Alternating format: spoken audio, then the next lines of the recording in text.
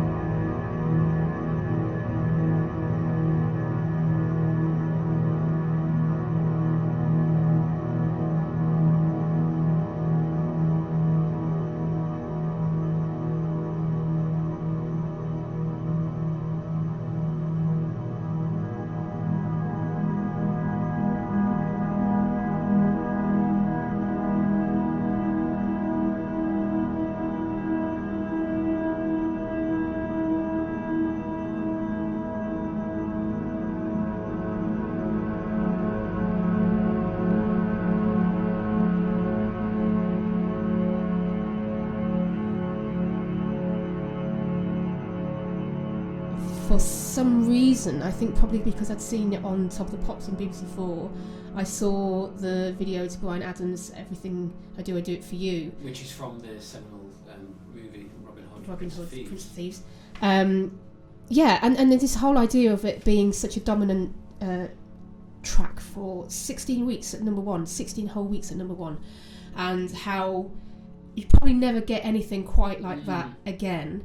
And actually, how could that fit in with this sort of idea of something that is kind of culturally kind of quite annoyingly significant, because I don't know anyone who actually liked it, but subsequently we have met a few people, but it's this thing that was around for a significant amount of time, so much so that it actually can be used as almost like a parameter or barometer or something that can actually measure things that happen on in around the world at the same time that it was 16 weeks, and it was such a significant 16 weeks, which we were discussing.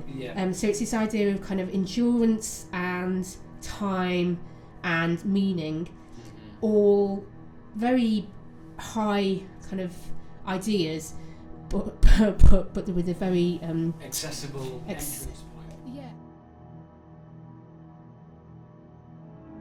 Each iteration of the Perpetual Karaoke we collect testimony, and so from the first one we had a number of testimonies that went into a film, and also in terms of that kind of contextualizing the time frame, we interviewed people from the Ukrainian diaspora and also Ukrainian refugees who've come since the invasion of Ukraine by Russia, and discussed with them about actually what the time period meant to them and how they felt about that time, that particular time, and then how they feel about that time now, and sort of thinking about actually, what has changed.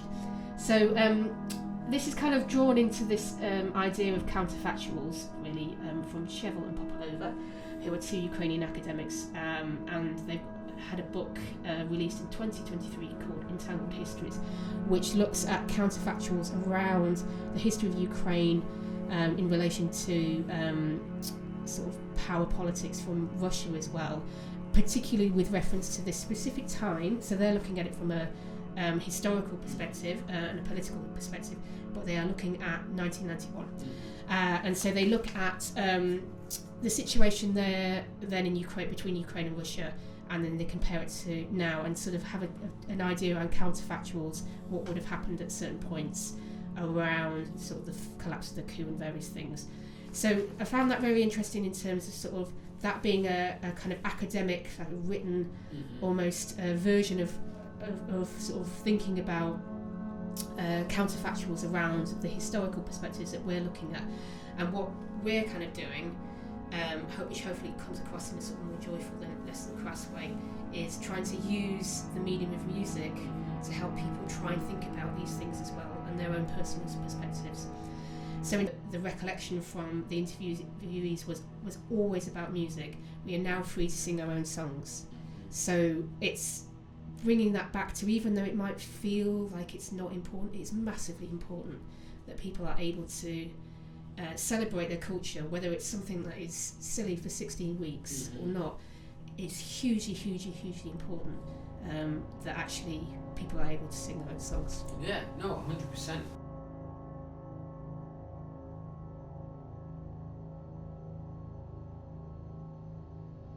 So it was just like fun to be sort of immersed, like almost in an alternative universe to the serious academic engagement I had before.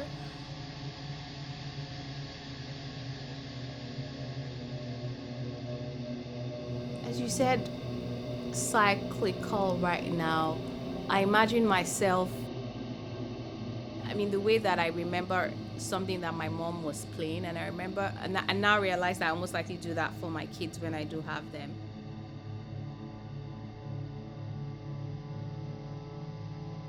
As you said, cyclical right now. I imagine myself, it looks like it's just one piece of music, but what it reminds me of is like the culture of music that my mom has kind of passed down to me and my siblings, because we really love music in my house. And I'm Nigerian, but I've kind of heard like songs from all over the world because of my mom.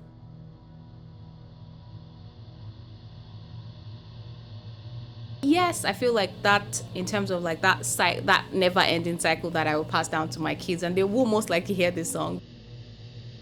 And I can't just imagine what it will be like in the future, what form it will be in, and how my kid will listen to it, and what the memory will be for my kid when I play the song and they're around.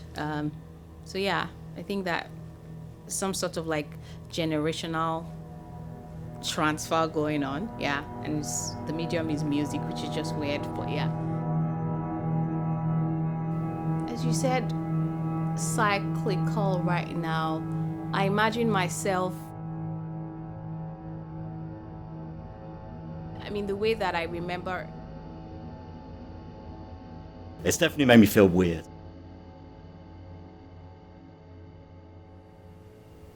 Like that awareness of the voice and that initial kind of self-consciousness that gradually kind of dissipates when you do it for so long, and you kind of get into making weird noises and things like that. So yeah, it's definitely made me feel weird.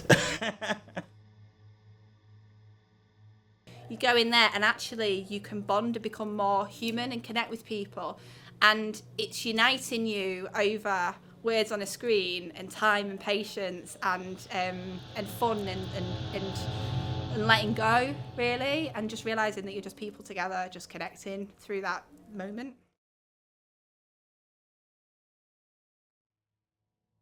So it's getting participants in to feel a certain way rather than to participate in something that they might be quite detached from. But here it's not that, it's more of a co-produced experience. So you have the different audiences who participate by being part of the work, and then the people watching are also participating in that performance by being there as an audience. I think that's really important too.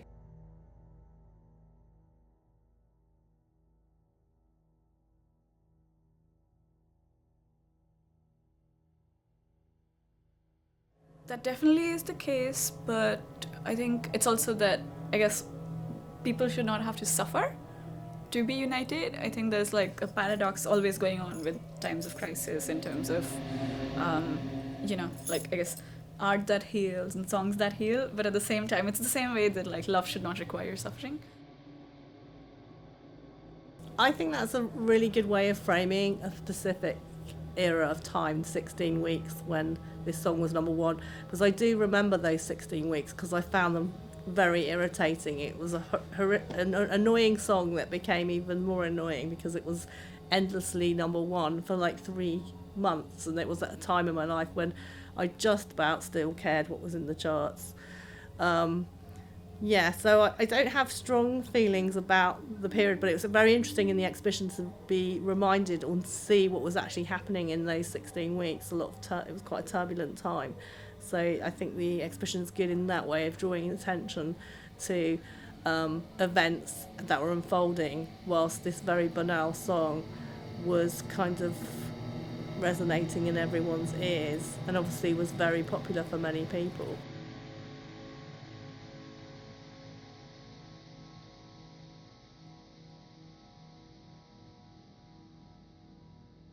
You know, the impact that it had at the time. I mean, it was number 1 for 16 weeks. It was in people's consciousness for 16 weeks. But people went out and physically bought this thing and took it home and kept it and cherished it for 16 weeks. That's insane.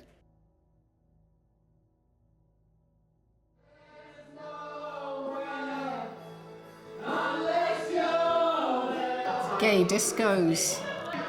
Maybe at the beginning of the disco, at the middle of the disco, and then at the end of the disco, and I was in Sheffield. In fact, going to the disco and singing the song was a bit of an anthem of like, we can overcome the fact that we are not allowed to be talked about as gays in schools, education, and then that kind of spread out to people. And then it was almost like you needed songs, music, a kind of anthem to cancel it out. So the swaying and the singing, perhaps even a bit of a ritual to sort of expel the evil of the Tories.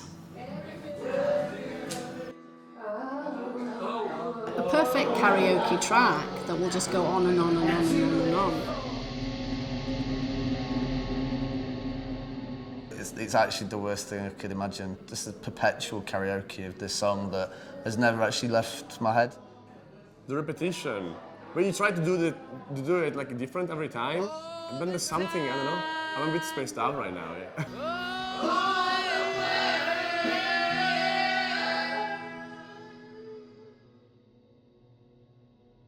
I remember getting told off, like by my dad, going, "Do you have to sing along to everything?" Because I was like, singing along to the guitar. This is all personal, but it's probably like the last bit before I started to really work out I was gay, and the kind of like the school era of that time was quite turbulent for me. So it puts me back to a kind of really innocent bit of my life, but really quite confused. Everything I do, oh, I do it for you. Beautiful renditions, beautiful renditions, beautiful renditions, beautiful renditions, beautiful renditions, beautiful renditions. I was just 10 years old at this time. On our TV it was just the opera for whole day. From the morning till evening. I wanted to see animated cartoons and it was not there. And all people realized for this sign that something happened. My mom said to me, we can sing our songs free. In your notes that you wrote, the auditorium was not as full as the previous concerts, which was unusual because we packed out everywhere else. Now, whether they knew something that was happening that we didn't is anybody's guess. But during the concert, they stopped, and then they told us that Ukraine had had independence. And beyond that, then I don't even remember whether we continued with the concert or whether that was the end of it, and we all went out and got changed. But that's when we were walking through the streets singing Nalivajte Bratia, and people were out of the houses. The streets were full of people celebrating and singing and maybe drinking or whatever. I can't remember. I just remember a lot of merriment. Pushed me out on stage. I had to announce that particular fact in Borislav. Ukraine has declared independence or decided to break away from the Soviet Union. That was me.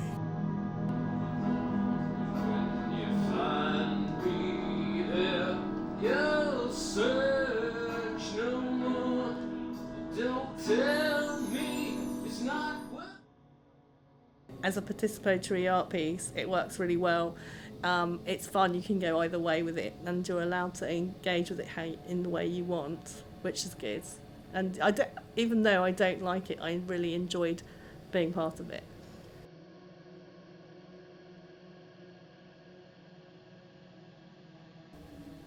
I think anything that engages people in research in a surprising way is good.